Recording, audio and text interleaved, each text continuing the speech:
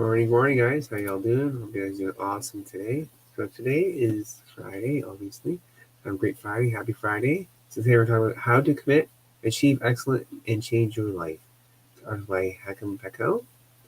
Achieving even the simplest of goals requires us to learn the meaning of commitment. Throughout our life, we are reminded of commitment, whether it's related to personal, business goals, and we realize that without committing, we can't achieve anything. Do you guys agree? Let me know in the comments. If you want to read this article, please go check out thepositivelifebook.com and you can sign up there and you get free affirmations and you can also join my Facebook, Mastering the Positive Life. All right, guys, thanks. Let's carry on. When you think about it, everything you ever achieved sprouted from a commitment you've made.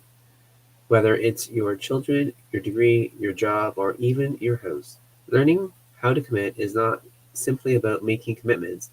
However, it's about keeping those commitments in the face of foreseen and unforeseen hurdles. So how do you commit to something and achieve excellence? So I'm going to put this right here. Excellence in life. Here are the 4 tips that will help you get you committed right and change your life. So the first one, don't be involved, commit. Do things halfway is the mother of everything that can go wrong. The difference between involvement and commitment is like an egg and ham breakfast. The chicken was involved, the pig was committed. When you want your project to succeed, you invest yourself in it fully. Invest in it fully. Why?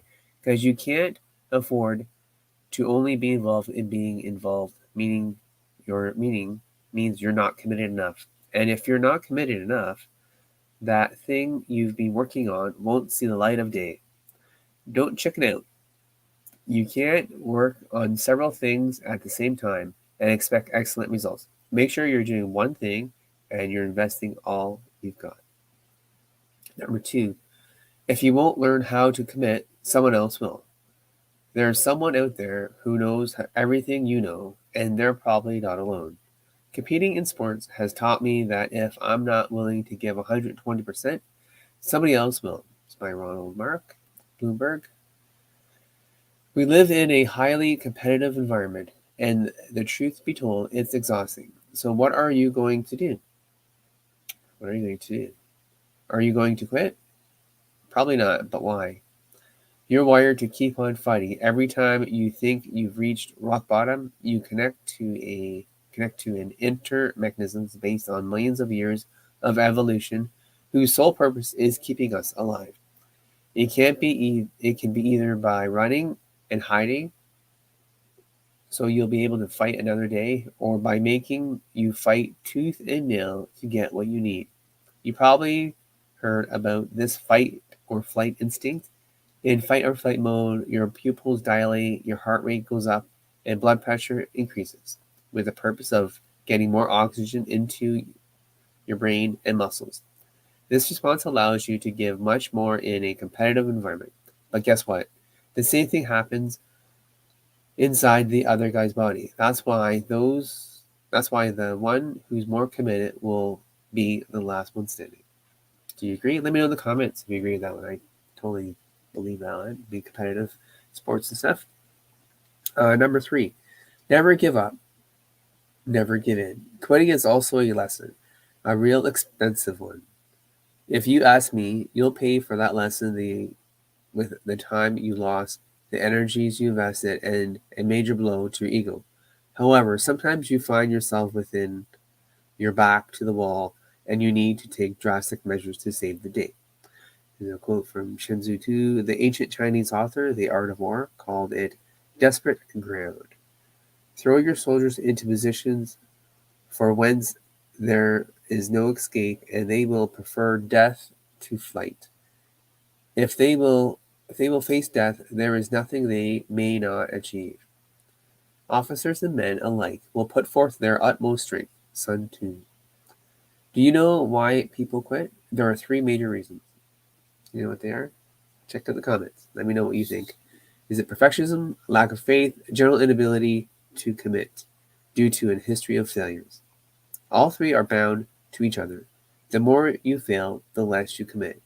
You become, or the commit you become. If you're less committed, you have less faith. If you don't have faith in what you're doing, every non-perfect condition can break your resolution. It's that simple fight perfectism, fight lack of faith, whether in you or in others, and fight history to stop it from repeating itself. Here's a great reminder why you shouldn't give up and how to do so. Giving up is not an option. How to not give up and stay motivated. Number 4, free your mind and the rest will follow. Once you're committed to something, your mind becomes like a homing beacon, for sure. There are no more choices to be made, just a focus on the target in front of you. Eyes in front of your eyes. Smooth sailing, the resolved mind hath no cares, George Herbert. But what happens when you suddenly change your mind? What about the choice you've made is no longer as attractive as you previously imagined it would be? You know, of course, what I'm talking about. That thought you could have made a different choice, or as Neo said in The Matrix, why didn't I take the blue pill? That's why when you make a choice, weigh it heavily. Commit and never look back. Bonus one, number 5. Commit to something bigger than yourself. If you have problems committing, it will be beneficial to commit in a group setting. The most likely way to overcome the fear of commitment is to commit to something bigger than you. And in a group, you'll be able to draw upon others for both motivation and support. Individual commitment to a group effort, that is what makes a team work. A company work, a society work, and a civilization work. Here we go, Vincent Lombardi.